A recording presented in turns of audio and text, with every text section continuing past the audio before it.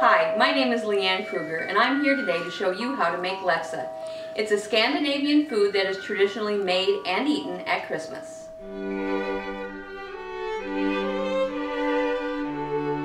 To make lefse, you need russet potatoes, flour, sugar, table salt, heavy whipping cream, and butter. The tools you need to make lefse are a stainless steel potato ricer, a rolling pin with ridges and a cloth cover for that rolling pin, a covered lefse board, a lefse stick or two, and a lefse griddle. To prepare the potato for cooking, we first cut it into small pieces. This is done not necessarily to speed up the cooking process, but to make the potatoes easier to rice once they're cooked. To cook the potatoes, simply fill your pan with unsalted water and boil until done.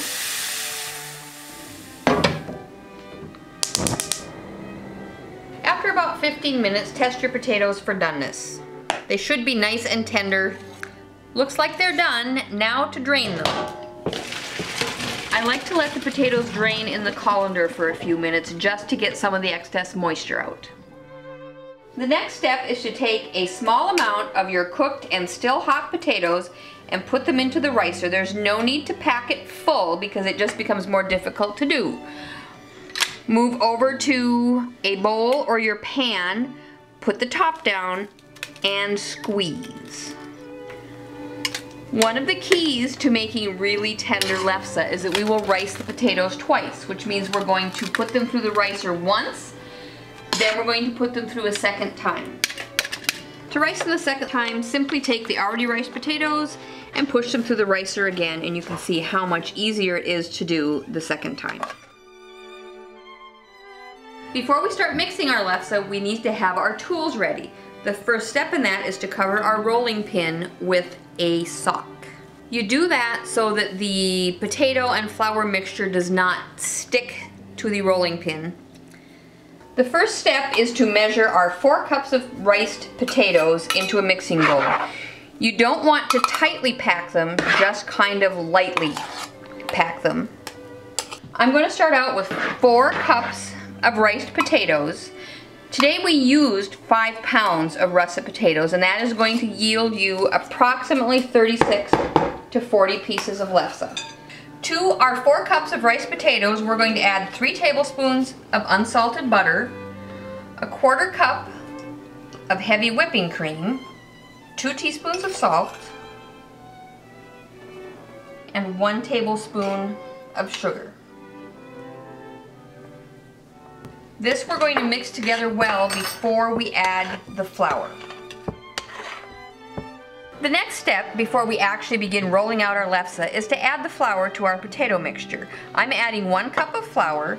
Now there are a couple of tricks here. One is that you don't want to use too much flour, so even if your dough seems a little bit sticky, don't add any more. Just make sure that it's well mixed in. If you add too much flour or mix it too much, that's what's going to make the lefse tough. We're going to use plenty of flour when we roll out the lefse, so don't worry about the stickiness. The first step before rolling out your lefse is to prepare your board. I have a cloth covered board here that has elastic on the bottom. You can also find them with the drawstring. My preference is elastic. I mentioned when we were mixing the lefse not to be afraid of the stickiness of the dough because we would use plenty in rolling. I'm going to take all this flour here and I am going to rub it very vigorously into this cloth and on the board. You'll see as we start rolling that a lot of this will get absorbed into the lefse as we go, so don't be afraid of it. Alright, we are now just about ready to roll out our first piece of lefse. I'm going to take what amounts to about 2 tablespoons of dough, roll it gently into a nice little ball, and then I'm going to pat it down on my board. And I'm going to get flour on both sides. I told you we were going to use lots of flour. And before we start rolling, we need to do the same thing to our rolling pin that we did to the board, and that is rub flour into it. So I'm just taking a handful and covering the rolling pin with flour. And then I'm going to make sure it's moved out of the way. Then we're going to start rolling with just gentle, even strokes. And I roll it out Just 3 or 4 nice light taps, and then I'm actually going to turn it once, but only once.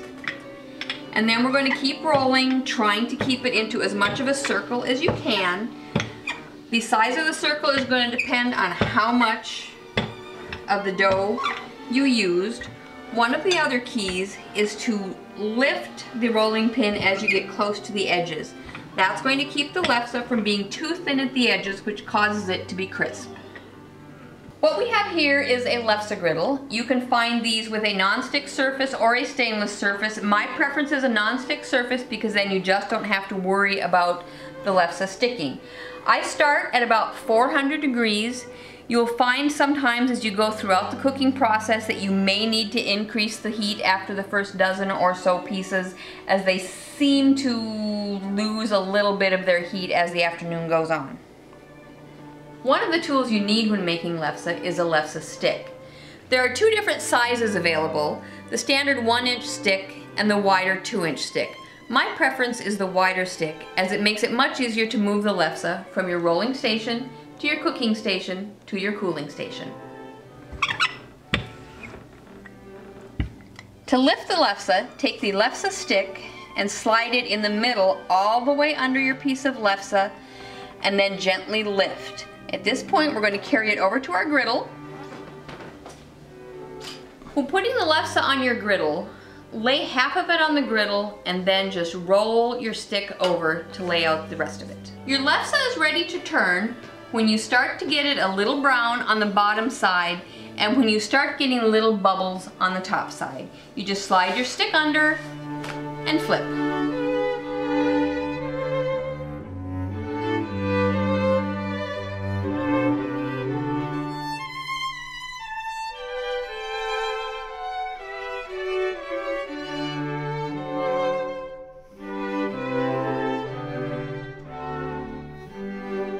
This is the last of our lefse for this afternoon. 5 pounds of potatoes, 36 pieces of lefse, and now it's time to eat it. My favorite way to eat lefse is to simply take a sheet of lefse, spread it with butter, a little bit of sugar, and roll it up and enjoy. There are some people that like to add cinnamon. Others like to do it with brown sugar. Some even have been known to roll it up with a traditional, more Scandinavian fruit, which is a lingonberry. See you again soon with more from the kitchen.